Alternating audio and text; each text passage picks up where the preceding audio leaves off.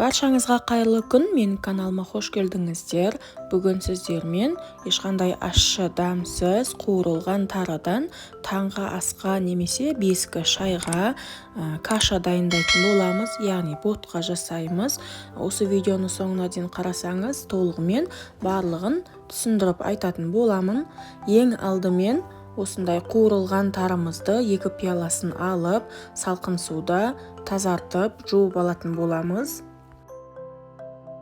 Мен тарыны әрдайым осындай үлкен ситаға салып, ағын суда немесе осындай табақта жуып алатын боламын.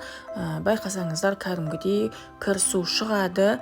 Тарыны жуып болғаннан кейін суын ағызып, металды каша жасайтын ыдысымызға саламыз толықтай. Және де салып болғаннан кейін салқын 1 немесе 1,5 литр су құйып, газ ошағымызға қайнатуға қойып қоямыз.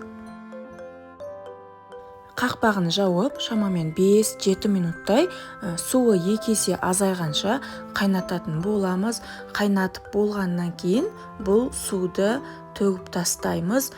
Сонда тарының ащы дәмі сумен ағып кететін болады. Мен осылай ситаға сүзіп аламын тарыны, және де қайтадан ыдысымызға салып, 3 пиала сүтімізді құйып, қайтадан қайнататын боламыз. Сүттің температурасы жылы немесе ыстық болған жақсы, және де дәміне қарай тұзы мен шекерін салып, кашамызды тағы да шамамен 5-7 минуттай қайнататын боламыз.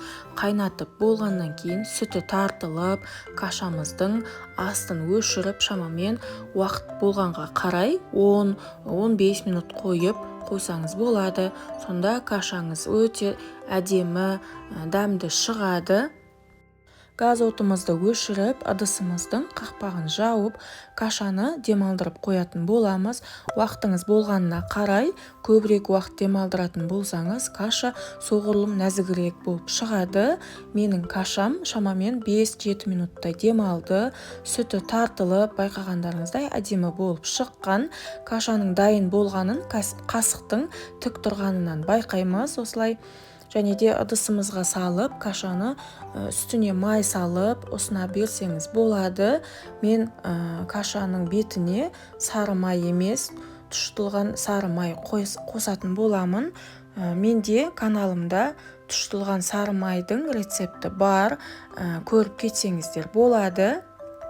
Тұшытылған сары май дегеніміз тортасынан ажыратылған кәдімгі сары май, немесе орыстардың айтуы бойынша масло ГХИ деп айтады. Осы май өте пайдалы, жасалу жолы өте оңай. Каналымнан көріп кетсеңіз болады. Кашамыз дайын болды, өте дәмді болып шықты. Баршаңыз таңғы асқа балаларыңызға жасап көруге кеңес беремін. Менің каналыма тіркеліп, лайк басып кетуді ұмытпаңыздар. Келесі кездескенше қош сау болыңыздар.